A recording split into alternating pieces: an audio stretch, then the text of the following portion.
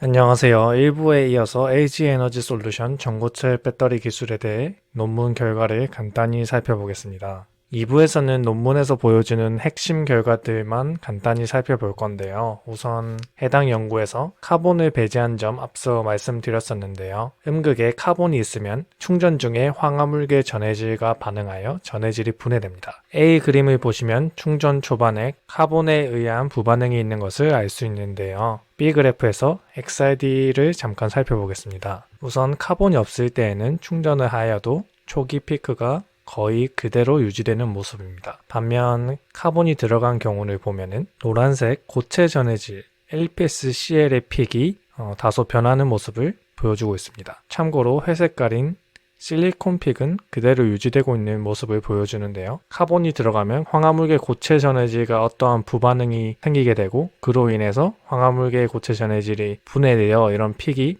변하는 것을 의미합니다. 아래쪽에는 엑스페이스 결과인데요. 배터리 논문에서 흔히 볼 수 있는 그런 분석이고요. 가장 위쪽을 보시면은 충전하기 전이고 가운데가 카본이 없을 때 충전한 경우, 아래쪽이 카본이 들어갔을 때 충전한 경우입니다. 우선 카본 있을 때 원치 않는 부반응이 훨씬 많이 생긴 것을 알 수 있고, 그리고 충전 후에 리튬 실리콘 얼로이도 카본이 있는 경우와 없는 경우가 상당히 차이 나게 되죠.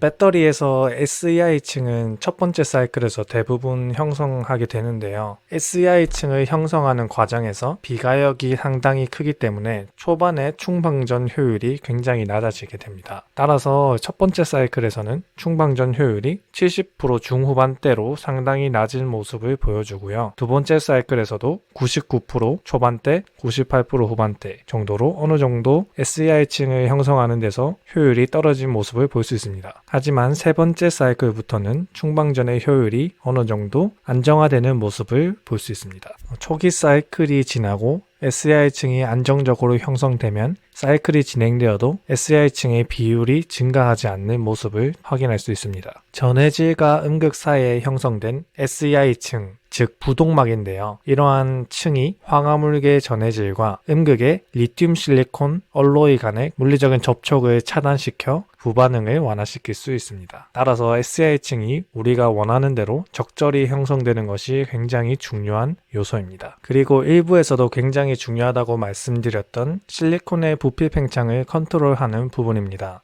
실리콘은 리튬과 합금화하면서 약 300%까지 팽창할 수 있습니다. 만약 음극이 빽빽한 고밀도의 그런 실리콘으로 꽉 차 있는 상태라면 빈 공간이 전혀 없기 때문에 충전 중에 곳곳에 균열이 생길 뿐더러 셀 전체에 물리적인 영향을 주게 됩니다. 충전 중에 리튬을 받아들이면서 부피 팽창하는 실리콘의 특성을 적절히 이용하기 위해 해당 논문에서는 오히려 실리콘의 입자 사이즈를 나노에서 마이크로로 키웠으며 실리콘 입자 사이에도 굉장히 여유 공간을 많이 두었습니다. 이러한 빈 공간, 보이드들이 부피 팽창을 수용할 수 있는 스페이스라고 보시면 됩니다. 이러한 디자인에서 충전을 하게 되면 실리콘이 팽창하면서 이런 포어들을 채우게 되는데요. 팽창을 염두하여 공간을 미리 제공해주는 그런 컨셉이라고 볼 수 있습니다. 나노 사이즈의 실리콘이라면 이 정도의 보이드 비율로 올리는 것은 조금 힘들다고 볼 수 있고요. 예를 들어 그릇에 모래를 담을 때와 자갈을 담을 때와의 빈 공간 차이를 상상하시면 될 것 같습니다. 그리고 제 개인적으로 방전대가 조금 더 궁금했었는데요. 방전대는 다시 리튬이온이 양극적으로 빠져나가게 되는데 초기의 보이드 형태와 달리 굉장히 큰 보이드가 국부적으로 형성된 모습을 볼 수 있습니다. 초기와 너무 다른 모습인데요. 언뜻 보기에는 굉장히 불안한 형태로 보이는데요. 장기 사이클에서 방전 후의 그런 형태학적인 결과를 보면은 초기 1사이클이나 100사이클,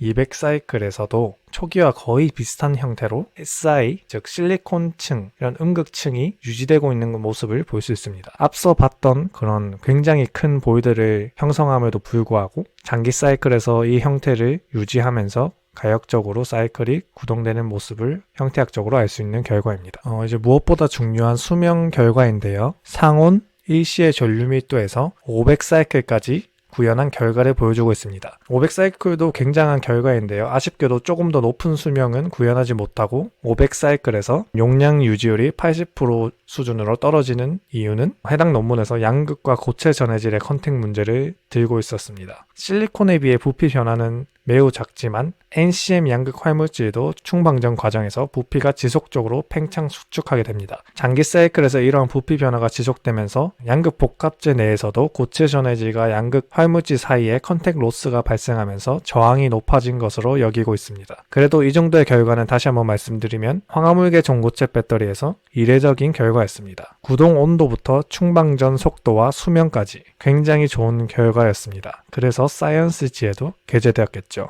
마지막으로 특히 전고체 배터리에서 중요한 압력에 관한 내용입니다. 셀의 충방전 과정에서 셀에 가해지고 있는 압력, 즉 스택 프레셔라고 하는데요. 이 스택 프레셔에 대해 잠깐 보고 마무리하겠습니다. 스택 프레셔가 높아질수록 용량이 높아지는 모습을 볼 수 있습니다. 셀 구동 시 양극과 음극은 지속적으로 팽창 수축을 반복하며 부피가 변합니다. 이를 적당히 잡아줄 수 있는 간단한 방법이 스택 프레셔, 즉 외부 압력이 될 수 있습니다. 셀에 외부적으로 적당한 압력을 주면서 충방전을 구동하면 전극의 부피 변화로부터 물리적인 컨택을 원활하게 유지하도록 도와주어 더 우수한 용량을 발현하게 되는 것입니다. 해당 연구에서도 50메가파스칼의 스택 프레셔 하에서 500사이클의 수명 결과를 구현했습니다. 황화물계 전고체 배터리에서는 이러한 외부적인 압력에 대해서 아직까지는 자유로운 상태는 아니고요. 만약에 상용화가 된다고 해도 이런 압력 시스템을 갖추어서 진행할 수도 있습니다. 이상으로 영상 마무리하겠습니다. 감사합니다.